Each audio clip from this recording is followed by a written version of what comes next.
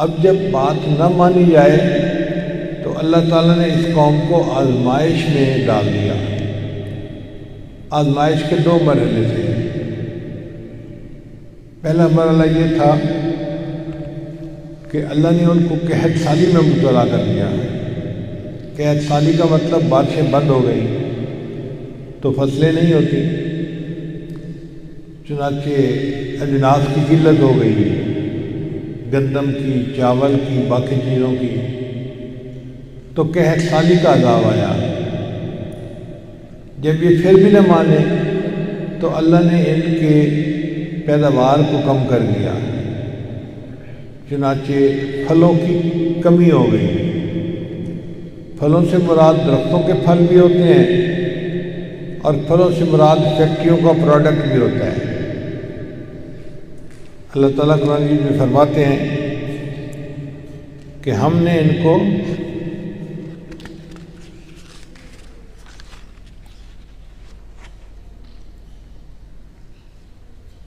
وَلَقَدْ أَخَذْنَا آلَ فِرْعَوْنَ بِالسِّنِينِ وَنَقْصٍ مِّنَ الثَّمَرَاتِ لَعَلَّهُمْ يَذَّكَّرُونَ۔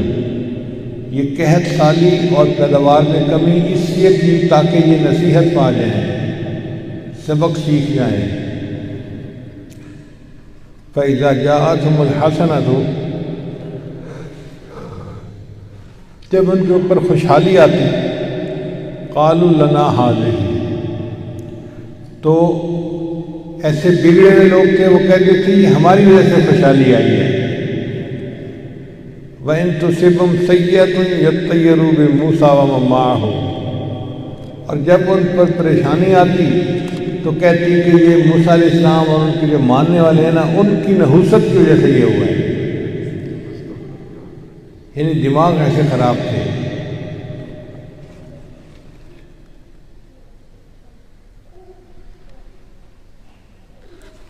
چنانچہ جب بار بار ان کے اوپر آزمائشیں آئیں اور پھر بھی انہوں نے بات نہ مانی تو پھر اللہ تعالیٰ نے آزمائشوں کا دوسرا مرحلہ شروع کیا۔ دوسرے مرحلے کی آزمائشیں زیادہ سخت تھیں۔ اللہ فرماتے ہیں فَأَرْسَلْنَا عَلَيْهِمُ الطُّوفَانَ، ہم نے ان کے اوپر طوفان بھیجا۔ طوفان سے مراد آندھیاں اور بارشیں، والجراد، اور ٹڈیوں کا لشکر بھیجا۔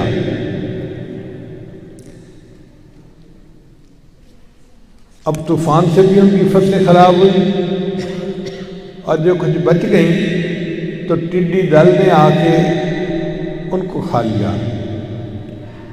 ہمارے ملک میں بھی پچھلے دنوں ٹڈیوں کا لشکر آیا ہوا تھا۔ شہر کے ایک بڑے آفیسر نے ہمیں بتایا کہ 18 لشکر تھے ٹڈیوں کے، گروپ تھے، اور ہر گروپ کے اندر کروڑوں ٹڈیاں تھیں۔ انہوں نے ایک تصویر دکھائی، اتنی ٹڈیاں ماری گئیں کہ ٹیلا بن گیا تھا۔ تو میں تو دیکھ کے ہی حیران ہو گیا۔ میں نے کہا اتنی ٹڈیاں؟ کہنے لگے حضرت یہ تو ہم نے چھوٹی سی تصویر بنائی ہے، ورنہ تو ٹڈیوں کی تعداد بہت زیادہ تھی۔ اب آپ بتائیں کہ اتنی ٹڈیاں مری کہ ٹیلا بن گیا اس کا، اور یہ 18 لشکر تھے جو اللہ نے بھیجے تھے۔ بہرحال اللہ نے ان سے نجات عطا کر دی۔ تو فرعون کی قوم کے اوپر پہلے طوفان آئے، پھر ٹڈیوں کا لشکر آیا جس نے ان کی فصلوں کو اور خراب کر دیا، مگر وہ بات نہیں مانے۔ تو اللہ نے تیسرے مرحلے کے طور پر وَالْقُمَلَ، گھن کے کیڑے ان کے اوپر ڈال دیے۔ یعنی گندم کی فصل تو ہو گئی، لیکن گندم جہاں رکھتے تھے اس کو گھن لگ جاتا تھا، تو اور ان کی فصلیں خراب ہو گئی۔ اس پہ بھی وہ نہیں مانے تو اللہ نے ایک اور عذاب بھیجا، وَالضَّفَادِعَ، اور مینڈکوں کا عذاب۔ یعنی بیٹھے ہوتے تھے اور مینڈک اچانک جو ہے چھلانگ لگا کے ان کی گود میں آ جاتے تھے۔ ان کے کھانے میں آ جاتے تھے۔ وہ پریشان ہوتے تھے کہ اتنے مینڈک کہاں سے آ گئے۔ اللہ نے مینڈکوں کا عذاب بھیج دیا، والدم، اور خون کا عذاب۔ خون کا عذاب کیا کہ پانی پینے لگتے تھے اور اس کا جو ٹیسٹ تھا وہ خون کا ہوتا تھا۔ سالن لگاتے تھے لقمے کے ساتھ اور اس کا ٹیسٹ خون والا ہوتا تھا، ایسے لگتا تھا جیسے سالن میں خون ملا ہوا ہے۔ کوئی بندہ اس کھانے کو کیا انجوائے کرے گا، کھانے سے ہی دل گھبرائے گا۔ تو یہ عذابات تھے جو ایک کے بعد دوسرا، تیسرے کے بعد تیسرا آتے رہے۔ آیات مفصلات، یہ واضح نشانیاں تھیں۔ فاستکبروا وکانوا قوما مجرمین، مگر وہ اپنی ڈٹھائی کے اوپر جمے رہے اور کافر بنے رہے، انہوں نے ایمان قبول نہیں کیا۔ اب جب دوسرے مرحلے کے اتنے بڑے امتحانوں میں بھی انہوں نے سبق نہ سیکھا تو حضرت موسیٰ علیہ السلام سمجھ گئے کہ یہ لوگ جو بات نہیں مانیں گے۔ چنانچہ حضرت موسیٰ علیہ السلام نے ان کے لیے بد دعا کی۔ قرآن مجید میں اللہ تعالیٰ کے پیارے رسول صلی اللہ علیہ وسلم نے فرمایا، قال موسیٰ ربنا انک آتیت فرعون وملأہ زینۃ واموالا، اے اللہ آپ نے فرعون کو زینت اور مال دیا ہے، خزانے مال سے بھرے ہوئے ہیں، پیٹ خوراک سے بھرے ہوئے ہیں، یہ کسی کی بات سنتے ہی نہیں، بات مانتے ہی نہیں۔ ربنا اطمس علی اموالہم، اے اللہ ان کے مال کو تہس نہس کر دے، واشدد علی قلوبہم، اور ان کے دلوں کو سخت کر دے، فلا یؤمنوا حتی یروا العذاب العلیم، یہ اس وقت تک بات نہیں مانیں گے جب تک بڑا عذاب نہیں دیکھیں گے۔ اب وقت کے نبی علیہ السلام نے بد دعا کی تو اللہ تعالیٰ نے فرما دیا، اچھا میرے پیغمبر اسلام، میں نے تمہاری دعا کو قبول کر لیا، ان کے اوپر عذاب آئے گا۔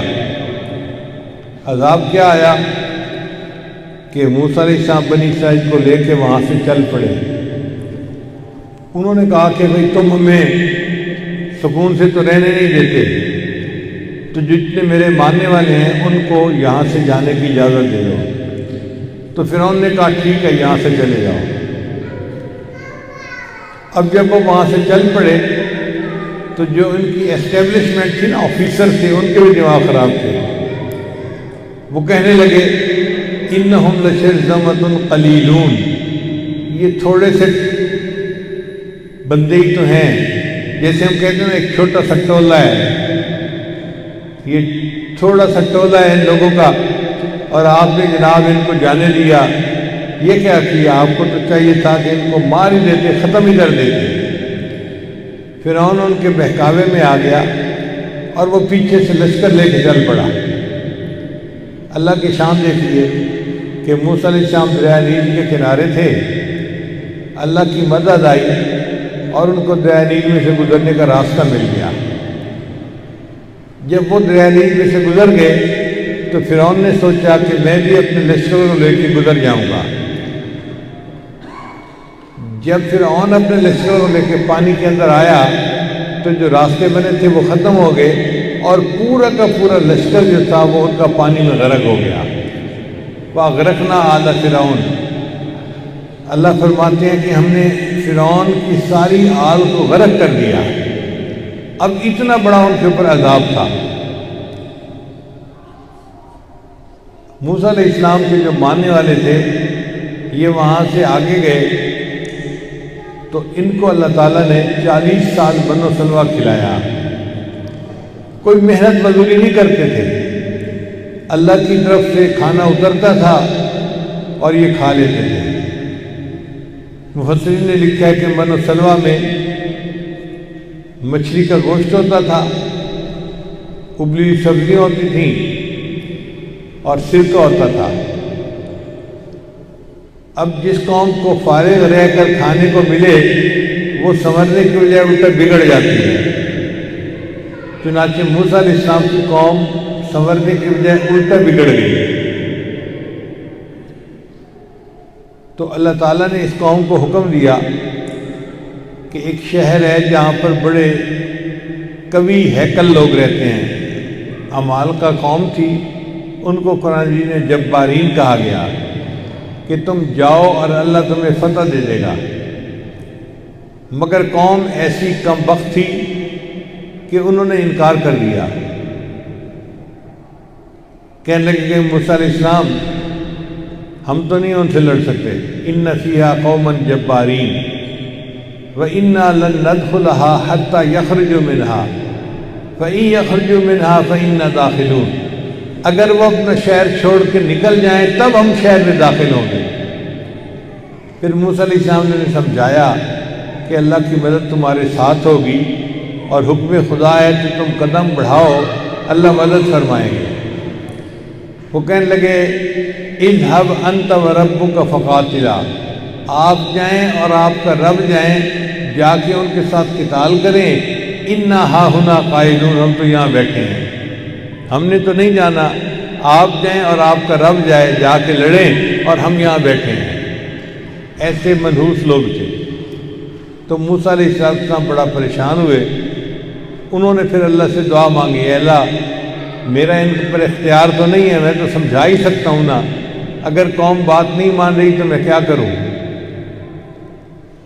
چنانچہ قوم نے بالآخر کوشش کی کہ ہاں ہم اس شہر پر حملہ کرتے ہیں۔ اب جب بھی اس شہر پر حملہ کرنے کے لیے گئے تو ان لوگوں نے ایک جنگی حربے کے طور پر اپنی نوجوان لڑکیوں کو اس کے لشکر میں بھیج دیا۔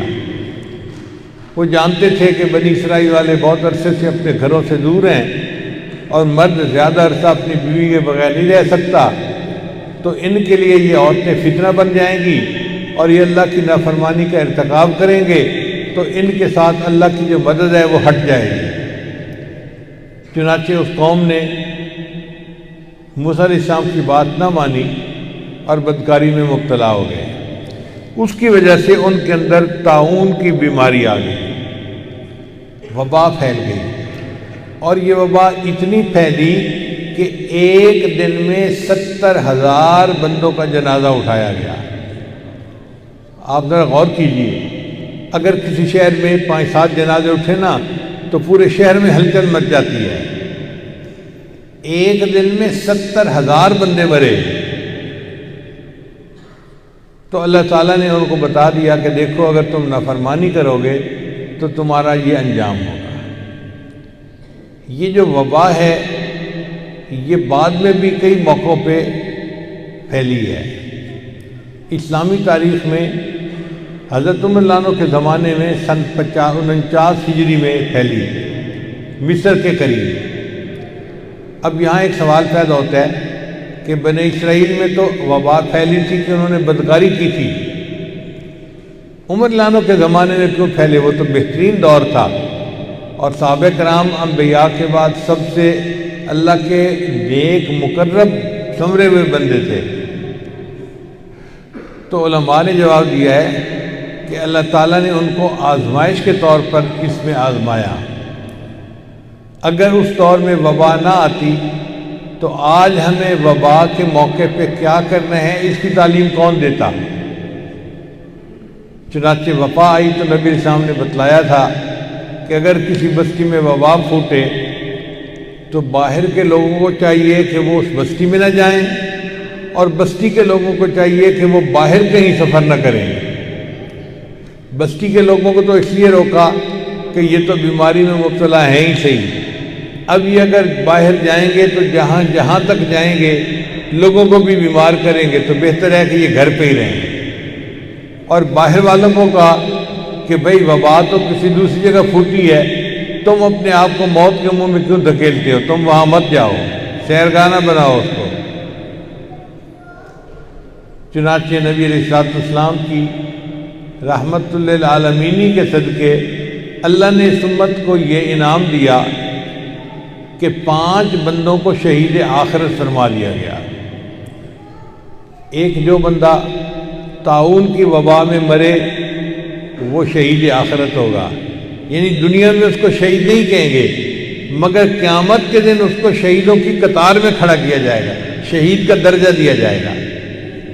پھر جو بندہ پیٹ کی بیماری میں مرے وہ بھی شہید آخرت، پھر جو بندہ گر کے مرے وہ بھی شہید آخرت، دب کے مرے وہ بھی شہید آخرت۔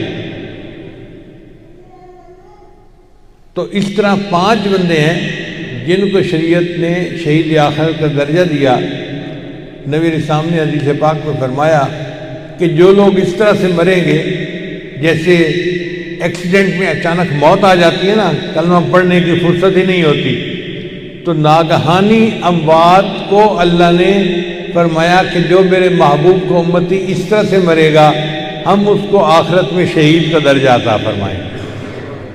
اس لیے اس قسم کی موت بھی ہمارے لیے باعث رحمت بن گئی۔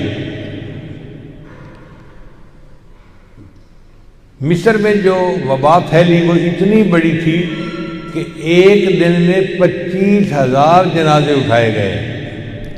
بنی اسرائیل میں وبا پھیلی تھی تو 70,000 جنازے، اور اسلام کی تاریخ میں جب وبا مصر میں پھیلی تو 25,000 جنازے ایک دن میں اٹھائے گئے۔ بہرحال یہ حالات ہیں جو عدلتے بدلتے رہتے ہیں۔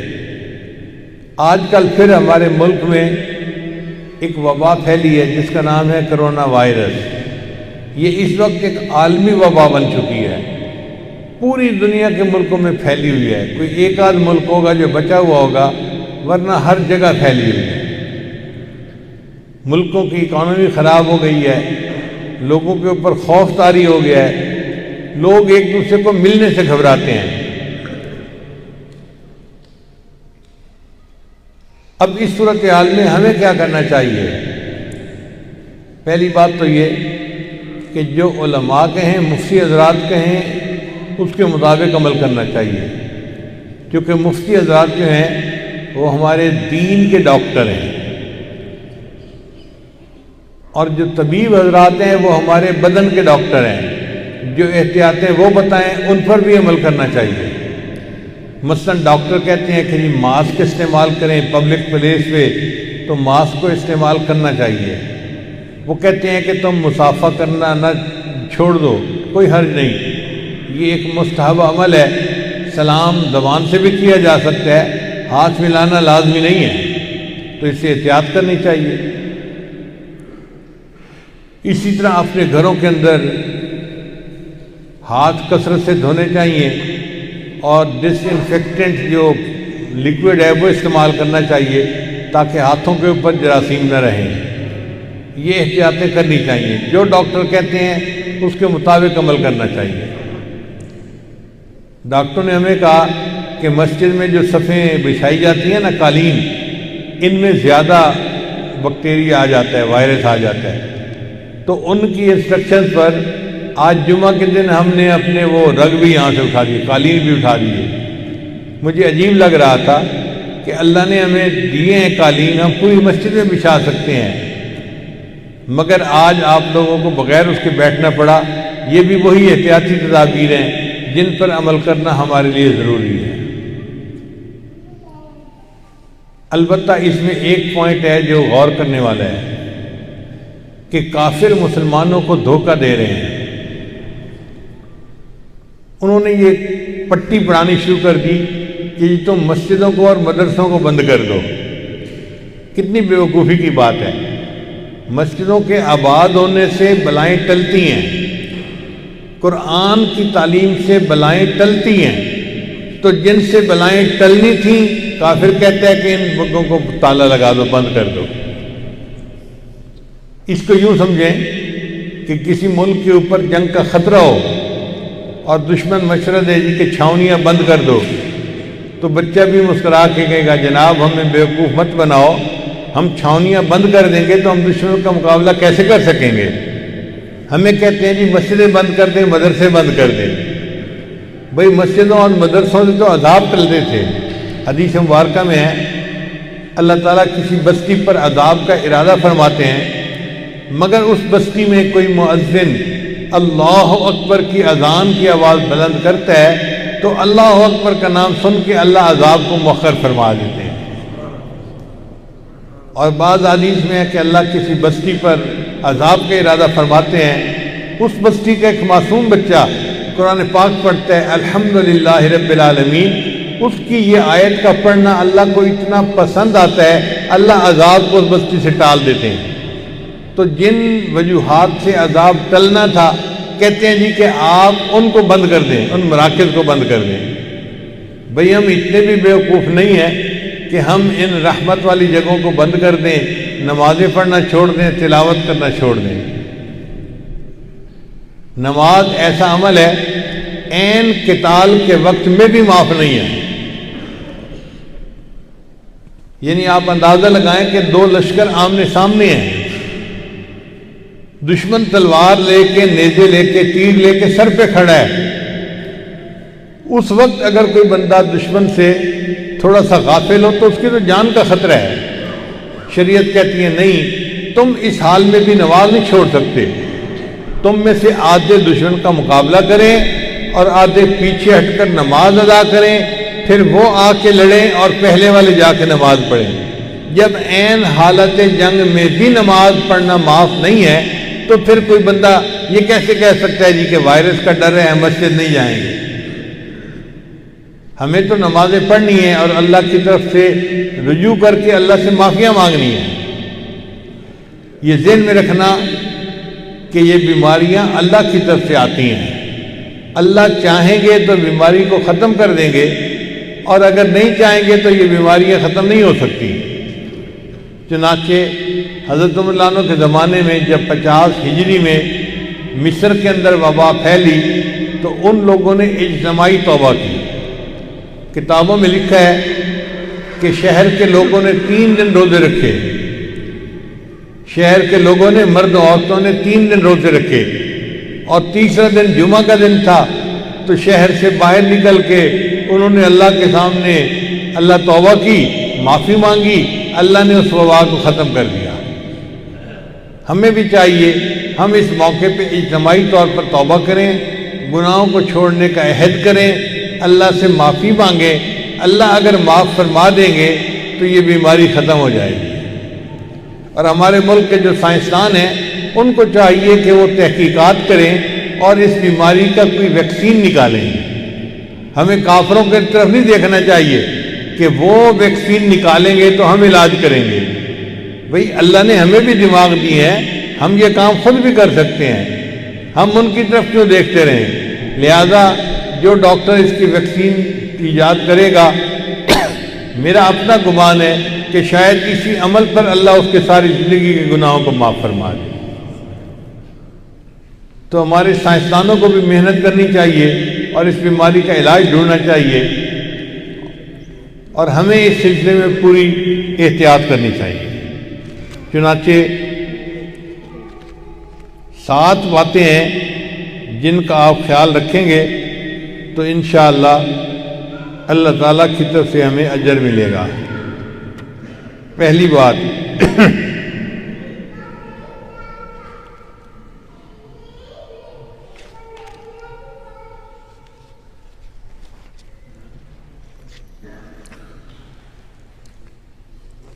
نبی اسلام نے فرمایا کہ جس قوم میں 5 باتیں آئیں گی تو اس کا نتیجہ 5 طرح سے نکلے گا۔ عبداللہ بن عمر رضی اللہ عنہ اس کی روایت کرتے ہیں، وہ فرماتے ہیں کہ نبی اسلام نے فرمایا کہ جب بھی کسی قوم میں بے حیائی، بدکاری عام ہونے لگ جاتی ہے تو ان میں طاعون اور ایسی بیماریاں پھیل جاتی ہیں جو ان کے گزرے لوگوں میں نہیں ہوتی۔ آپ دیکھیں آج کے دور میں عریانی فحاشی عام ہو چکی ہے، اور اس کی وجہ سے ایسی وبا پھیلی ہے جو کسی ایک ملک میں نہیں، ایک علاقے میں پوری دنیا کے اندر پھیلی ہوئی ہے۔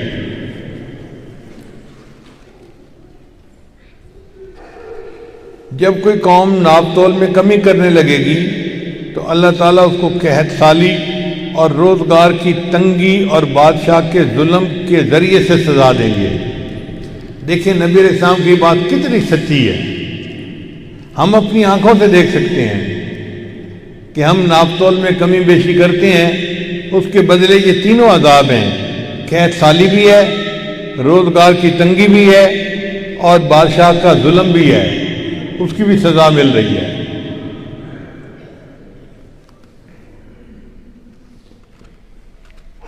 پھر تیسری بات فرمائی کہ جو لوگ اپنے مالوں کی زکوٰۃ دینا بند کر دیتے ہیں تو اللہ تعالیٰ آسمان سے بارش کو روک لیتے ہیں، اگر جانور نہ ہوتے تو انہیں ایک قطرہ بھی بارش نہ ملتی۔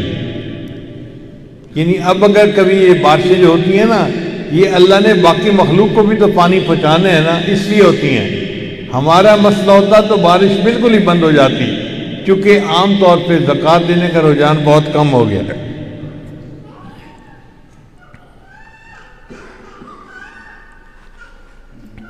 پھر نبی علیہ السلام نے ارشاد فرمایا کہ جو لوگ اللہ اور اس کے رسول کے حکموں کو توڑتے ہیں تو اللہ تعالیٰ دوسری قوموں کو ان کے اوپر مسلط کر دیتے ہیں اور وہ ان سے وہ سب کو چھین لیتے ہیں جو ان کے ہاتھ میں ہوتا ہے۔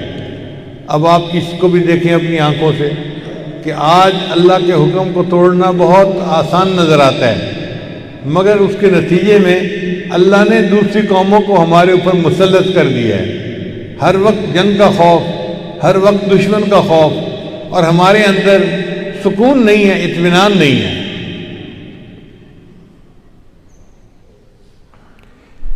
پھر پانچویں بات نبی صاحب نے فرمائی کہ جب ان کے بڑے یعنی حکمران اللہ کے قانون کے مطابق فیصلہ نہیں کرتے تو اللہ تعالیٰ ان کے آپس کے درمیان میں لڑائیاں پیدا کر دیتے ہیں۔ آج شریعت کے حکموں کو تو سامنے رکھا ہی نہیں جاتا، اپنی من مرضی کے فیصلے کیے جاتے ہیں۔ نتیجہ کیا ہے کہ قوم کے آپس کے لوگ ایک دوسرے کے ساتھ لڑتے ہیں۔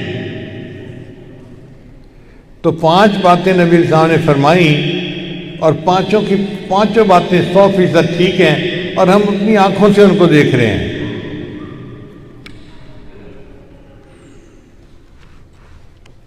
اب اس موقع پہ ہمیں 7 باتوں کا خیال رکھنا ہے۔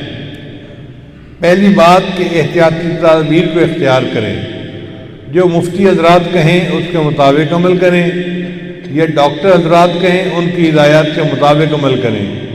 یہ ہر مومن کی ذمہ داری ہے کہ وہ احتیاطی تدابیر کو استعمال کرے۔ الاحتیاط ہو نصف الحیات، احتیاط جو ہے وہ آدھی زندگی ہوتی ہے۔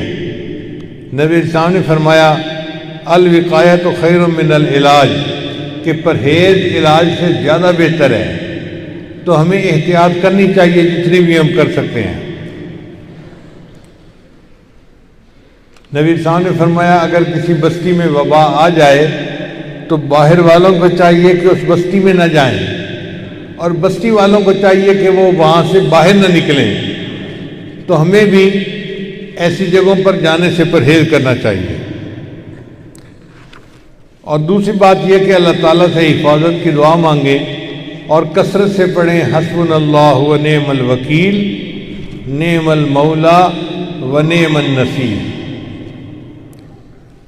پھر چوتھی بات، اللہ تعالیٰ قرآن مجید میں فرماتے ہیں ما کان اللہ لیعذبہم وانت فیہم، اے میرے محبوب صلی اللہ علیہ وسلم، اللہ ان کو عذاب نہیں دے گا جب تک کہ آپ ان کے درمیان موجود ہیں۔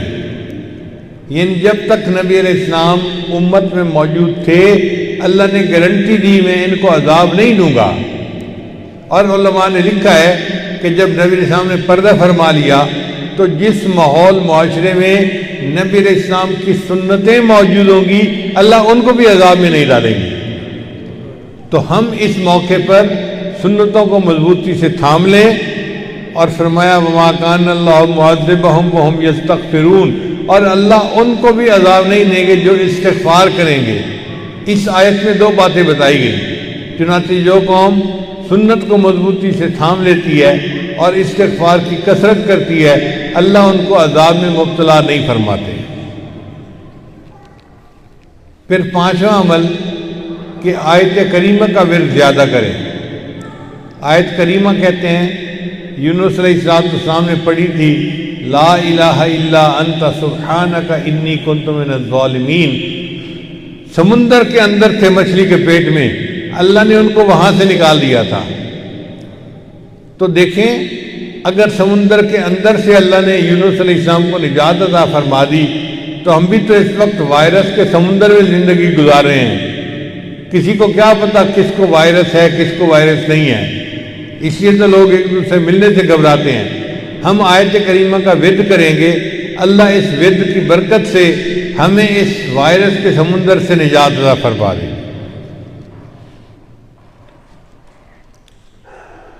یونس علیہ السلام کی قوم پر اللہ کا عذاب آ گیا تھا، مگر قوم نے عذاب کو آتا دیکھا تو توبہ کی، اللہ نے عذاب کو ٹال دیا تھا۔ اب ہمارے لیے بھی یہ وبا ایک عذاب کی آمد ہے۔ ہم اگر اجتماعی طور پر توبہ کریں گے، استغفار کریں گے، اللہ ہماری قوم سے بھی عذاب کو دور کر دیں گے۔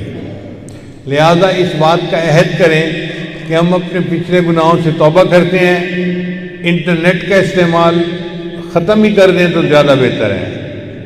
فیس بک، یوٹیوب، یہ سب کا سب گند ہے، اس سے جتنا بچیں اتنا بہتر ہے۔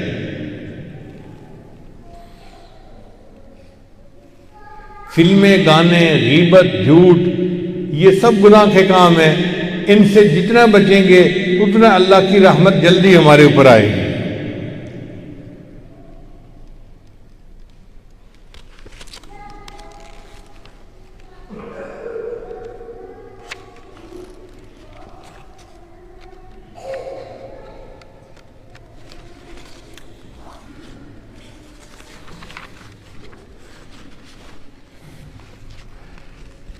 ایک حدیث مبارکہ میں آتا ہے کہ جو بندہ جمعہ کی نماز کے بعد 3 مرتبہ 7 مرتبہ سورہ اخلاص اور سورہ فلق اور سورہ ناس معوذتین پڑھے، اللہ ایک جمعے سے لے کے دوسرے جمعے تک اس کو ہر مصیبت سے محفوظ فرما دیتے ہیں۔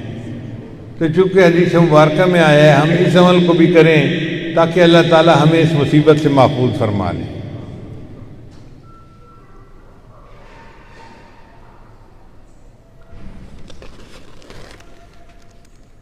قرآن مجید کی آیت ہے، اللہ تعالیٰ ارشاد فرماتے ہیں وَضَرَبَ اللَّهُ مَثَلًا قَرْيَةً، اور اللہ مثال بیان فرماتا ہے ایک بستی والوں کی، کانت آمنۃ مطمئنہ، جن میں امن بھی تھا، اطمینان بھی تھا۔ قرآن مجید نے 2 لفظ استعمال کیے، امن اور اطمینان۔ کیا مطلب؟ کہ باہر سے دشمن کے حملے کا خطرہ نہیں تھا، امن تھا، اور اندر کے خلفشار کا بھی کوئی ڈر نہیں تھا، اطمینان بھی تھا، نہ باہر کا ڈر نہ اندر کا خوف، ایسا پرسکون ماحول تھا۔ یاتیہا رزقہا رغدا من کل مکان، اللہ فرماتے ہیں ان پر رزق کی اتنی کثرت تھی کہ چاروں طرف سے ان پر رزق کی بارش ہوتی تھی۔ فکفرت بانعم اللہ، انہوں نے اللہ کی نعمتوں کی ناقدری کی۔ فَأَذَاقَهَا اللَّهُ لِبَاسَ الْجُوعِ وَالْخَوْفِ، اللہ نے ان کو خوف اور بھوک ننگ کا لباس پہنا دیا، اس لیے کہ وہ کرتوت ایسے کرتے تھے۔ اگر آپ غور کریں تو ہمارے اس ملک کی پوری صورتحال اس آیت کے اندر بتائی گئی ہے۔ اللہ نے ہمیں اتنا پیارا ملک دیا تھا، رزق کی بہتات تھی، ہم سکون کی زندگی گزارتے تھے، لیکن آج ہمارے اوپر دشمن کا خوف بھی مسلط ہو گیا، پتہ نہیں کون کب حملہ کر دے ہمارے اوپر، اور اندرونی خلفشار کا بھی، اندر بھی ہماری صفوں کے اندر کچھ دہشت گرد قسم کے لوگ آ گئے، بدنیت، جو ہمارے لیے مصیبت بنے ہوئے ہیں۔ تو اللہ نے ہمیں بھوک ننگ اور خوف کا لباس پہنا دیا، اس لیے کہ ہم نعمتوں کی ناقدری کرتے تھے۔ اب ہم اگر چاہتے ہیں کہ اللہ تعالیٰ نعمتیں دوبارہ ہمیں دے دے تو اس کے لیے ہمیں گناہوں سے توبہ کر کے نیکی کی زندگی کو اختیار کرنا چاہیے تاکہ اللہ ہم پر رحمت کی نظر فرما دے۔ رہ گئی بات کہ جی بیمار ہو جائیں گے، وائرس آ جائے گا۔ بھئی اگر کسی کی تو موت لکھی ہے وہ تو بچ ہی نہیں سکتا، سیدھی بات ہے، موت سے کیسے بچیں گے؟ وہ کسی نے سادھو کو کہا تھا کہ جی فلاں بندہ تو مرتے مرتے بچا ہے، اس نے کہا بیٹے وہ بچتے بچتے مرے گا، تم جو کہتے ہو نا کہ مرتے مرتے بچا ہے، وہ بچتے بچتے مرے گا، مرنا تو ہے ہی صحیح، ہم اس وائرس سے بچ تو نہیں سکتے، اتنا فرق ہے، کوئی جلدی مرے گا، کوئی ذرا بعد میں مرے گا، موت تو ہر کسی کو آنی ہے۔ مومن تو وہ بندہ ہوتا ہے جو موت سے نہیں ڈرتا، بلکہ موت تو تحفۃ المؤمن الموت، نبی علیہ السلام نے فرمایا کہ مومن کے لیے تو موت تحفے کی مانند ہے۔ الموت جسر، موت ایک پل ہے، یوصل الحبیب الی الحبیب، ایک دوست کو دوسرے دوست کے ساتھ ملا دیتی ہے۔ تو کافر ڈرتے ہیں تو ڈرتے پھریں، ہم موت سے اس لیے نہیں ڈرتے کہ ہمیں اللہ نے ایمان کی نعمت دی ہے، ہم موت سے کیوں ڈریں؟ علامہ اقبال نے کیا خوبصورت اشعار کہے ہیں، تھے ہم ہی ایک تیرے مار کا آراؤں میں، خشکیوں میں کبھی لڑتے کبھی دریاؤں میں، دی اذانیں کبھی یورپ کے کلیساؤں میں، کبھی افریقہ کے تپتے ہوئے صحراؤں میں، شان آنکھوں میں نجتی تھی جہاں داروں کی، کلمہ پڑھتے تھے ہم چھاؤں میں تلواروں کی۔ ہم تو تلواروں کی چھاؤں میں کلمہ پڑھنے والے لوگ ہیں، ہم موت سے نہیں ڈرتے۔ اس لیے رومیوں نے خالد بن ولید کو کہا تھا رضی اللہ عنہ کو کہ ہم تمہارے سامنے اتنا لشکر لے کے آئے ہیں جو لاکھوں کی تعداد میں ہے، تم چند ہزار ان کا مقابلہ نہیں کر سکو گے۔ تو خالد بن ولید نے فرمایا تھا ان معی قوما، میرے ساتھ ایک ایسی قوم ہے یحبون الموت، یہ موت کو اس طرح پسند کرتے ہیں کما تحبون الاعاجم الخمر، جس طرح تم لوگ شراب کا پیالہ پینا پسند کرتے ہو، جیسے تم مزے لے لے کے شراب پیتے ہو نا، میرے ساتھ ایک ایسی قوم ہے جو موت کو اس طرح پسند کرتی ہے۔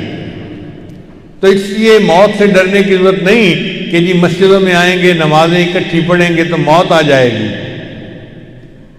بھئی اللہ ہمیں حفاظت فرمائیں گے، ہمارا اللہ ہماری حفاظت کے لیے کافی ہے۔ فاللہ خیر حافظا وہو ارحم الراحمین۔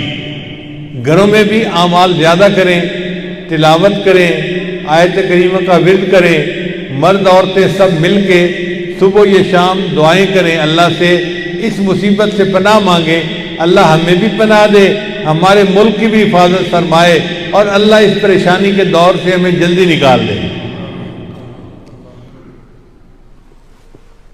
شاعر نے کیا خوبصورت بات کہی،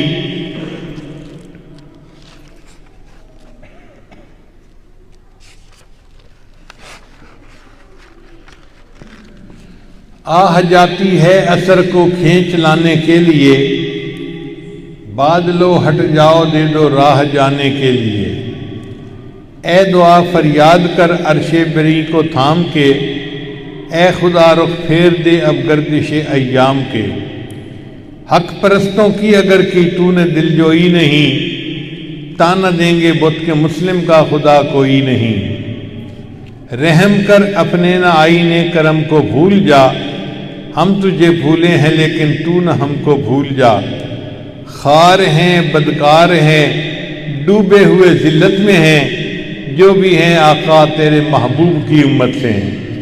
ہم جتنے بھی برے ہیں مگر اللہ آپ کے محبوب کی امتی ہیں، ہم آپ کو آپ کے محبوب کا واسطہ دیتے ہیں، تو اپنے محبوب کی رحمت للعالمین کے صدقے ہم پر رحم فرما اور ہمیں ان پریشان لمحات میں جلدی نکال دیجیے، ہمارے اوپر مصیبت ہٹا لیجیے اور اپنی رحمتیں ہمارے اوپر دوبارہ لوٹا دیجیے۔ باقی رہ گئی موت، وہ اپنے وقت پہ آنی ہے، اس سے ہمیں ڈرنے کی ضرورت نہیں۔ چنانچہ ایک حدیث مبارکہ سن لیجیے، میں بات کو مکمل کرتا ہوں۔ ابن عباس میں فرماتے ہیں کہ میں سواری پہ نبی اسلام کے پیچھے سوار تھا، کنت خلف رسول اللہ صلی اللہ علیہ وسلم یوما، میں ایک دن نبی اسلام کے پیچھے، جیسے گھوڑے پہ دو بندے سوار ہوتے ہیں تو نبی اسلام آگے بیٹھے ہوئے تھے، میں لڑکا تھا، میں پیچھے بیٹھا ہوا تھا۔ فقال، نبی اسلام نے ارشاد فرمایا، یا غلام، اے لڑکے، انی اعلمک کلمات، میں تمہیں دو باتیں سکھاتا ہوں، احفظ اللہ یحفظک، تو اللہ کی حفاظت کر، اللہ تیری حفاظت کریں گے۔ احفظ اللہ تجد تجاہک، تو اللہ کے حکموں کو محفوظ کر، اللہ تعالیٰ کو اپنے سامنے پائے گا۔ اذا سألت فاسأل اللہ، اگر تو نے مانگنا ہو تو اللہ سے مانگنا۔ وَإِذَا اسْتَعَنْتَ فَاسْتَعِنْ بِاللَّهِ، اور اگر تجھے مدد مانگنی ہو تو اللہ سے مدد مانگنا۔ وَعْلَمْ، اس بات کو جان لے، أَنَّ الْأُمَّةَ لَوْ اجْتَمَعَتْ عَلَىٰ أَن يَنْفَعُوكَ بِشَيْءٍ لَمْ يَنْفَعُوكَ إِلَّا بِشَيْءٍ قَدْ كَتَبَهُ اللَّهُ لَكَ، اگر ساری مخلوق مل جائے تجھے نفع پہنچانے کے لیے تو مخلوق تجھے نفع نہیں پہنچا سکتی جب تک کہ نفع اللہ نے تمہارے لیے نہیں لکھا۔ بلو اجتمعوا، اور اگر ساری امت مل جائے الا ان یضروک، کہ وہ تمہیں نقصان پہنچائیں، بشیء لم یضروک الا بشیء، وہ تمہیں نہیں نقصان پہنچا سکتے کسی چیز سے، قد کتبہ اللہ علیک، جب اللہ نے تمہارے لیے، یعنی جو اللہ نے نفع لکھا ہے وہ مل کے رہے گا، چاہے مخلوق روکنے کے اوپر تل جائے، اور جو پریشانی آنی ہے وہ آ کے رہے گی چاہے مخلوق اس کو روکنے کے لیے تل جائے۔ فرمایا رفعت الاقلام، قلم اٹھا لیے گئے، وجفت الصحف، اور جو تقدیر کا لکھا تھا وہ خشک ہو گیا، یعنی اللہ نے تقدیر لکھ دی ہے، جو حالات آنے ہیں وہ تو آ کے ہی رہیں گے، تو پھر اب پریشان ہونے کی کیا بات ہے؟ ہمیں ان بیماریوں سے، وباؤں سے پریشان ہونے کی ہرگز ضرورت نہیں، ہم اللہ کی طرف رجوع کریں اور اللہ سے مدد مانگیں گے۔ اس پروردگار نے پہلے بھی ہم پر نعمتوں کی بارشیں کی ہیں، آئندہ بھی ہم پر احسان فرمائے گا، ہماری توبہ کو، گناہوں کو، ہمارے گناہوں کو معاف فرمائے، ہماری توبہ کو قبول فرمائے، اور اللہ تعالیٰ اس ملک کو ان تمام بحرانوں سے نجات عطا فرمائے۔ وآخر دعوانا ان الحمد للہ رب العالمین۔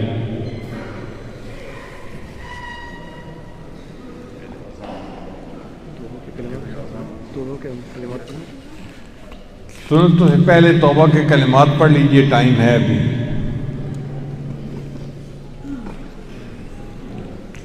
سچے دل کے ساتھ یہ کلمات پڑھتے جائیے۔ بسم اللہ الرحمن الرحیم، لا الہ الا اللہ محمد الرسول اللہ، آمنت باللہ وملائکتہ وکتبہ ورسلہ والیوم الآخر والقدر خیرہ وشرہ من اللہ تعالی والبعث بعد الموت، آمنت باللہ کما ہوا باسمائہ وصفاتہ وقبلت جمیع احکامہ اقرار باللسان وتصدیق بالقلب، اشہد ان لا الہ الا اللہ واشہد ان محمدا عبدہ ورسولہ، استغفر اللہ ربی من کل ذنب واتوب الیہ برحمتک یا ارحم الراحمین۔ ان کلمات کو پڑھنے سے ہم تو بتائے ہو چکے ہیں، چند معمولات ہیں جن کو باقاعدگی سے کریں گے تو اللہ تعالیٰ دل کو منور کریں گے۔ پہلا عمل استغفار 100 مرتبہ صبح شام پڑھنا، دوسرا عمل درود شریف 100 مرتبہ صبح شام پڑھنا، تیسرا عمل قرآن مجید کی تلاوت روزانہ کرنا، چوتھا عمل چلتے پھرتے ہر وقت دل میں اللہ کو یاد کرنا، اور پانچواں عمل 10-15 منٹ صبح 10-15 منٹ شام مراقبہ کرنا۔ مراقبے کا طریقہ بہت آسان ہے، نماز پڑھیں تو آنکھوں کو بند کر کے اللہ سے لو لگا کے بیٹھ جائیں، اللہ کی رحمت آ رہی ہے، دل میں سما رہی ہے، دل کی ظلمت اور سیاہی دور ہو رہی ہے، اور میرا دل اللہ اللہ اللہ بول رہا ہے، میں سن رہا ہوں۔ انشاءاللہ یہ 10-15 منٹ کا مراقبہ ہمارے دلوں کو منور کرے گا، اور ہم اللہ کی محبت میں اضافہ محسوس کریں گے۔ ان اعمال کو کیجئے، پھر اس کی برکتیں اپنی آنکھوں سے دیکھیے۔ ابھی اذان ہوگی، سنتے پڑھیں گے، پھر اذان ہوگی، خطبہ ہوگا، نماز ہوگی۔ اور آج چونکہ ڈاکٹروں نے بھی منع کیا ہے اور مفتی حضرات نے بھی منع کیا ہے، لہذا مسافہ نہیں ہوگا۔ میری طرف سے آنے والے سب حضرات کو السلام علیکم۔